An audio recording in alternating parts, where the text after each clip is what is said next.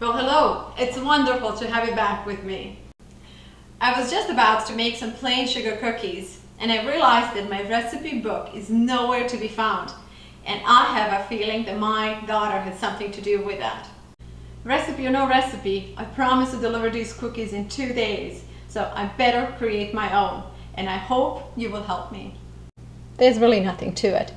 All we need is some butter, eggs, sugar and flour, and a little bit of lemon and vanilla, and we are on our way. Let's start by adding butter. Room temperature butter.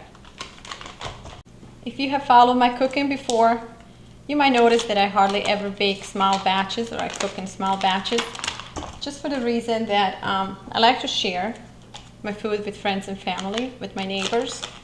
So I'm going to go with 3 sticks of butter for this recipe. Now let's whip the butter really good. To whipped butter, we're going to add 1.5 cups of powdered sugar. Approximately 2 tablespoons of real vanilla. And then we're going to mix it all really well together. This is looking so good. And now we're going to add eggs, 2 eggs, and some lemon zest.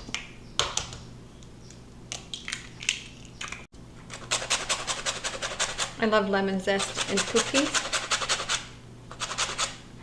So you can put as much as you like. I'm going to go about half a lemon zest, and then I'm going to add a little bit of lemon juice. Now let's add some lemon juice. Let's say a half a lemon juice. And then we'll mix it again. And now that all this is nicely mixed, we're going to switch our electrical mixer with a spatula, and we're going to add flour. Okay, this is looking really nice. We're going to add flour now.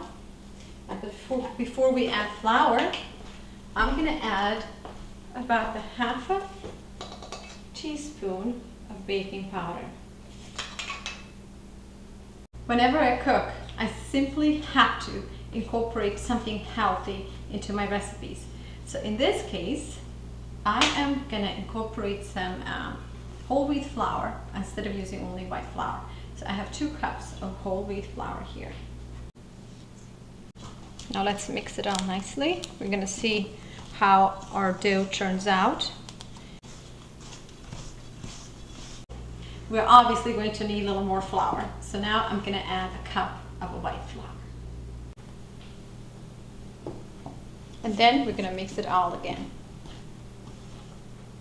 Dough is looking really nice. So I think 3 cups of flour was just enough.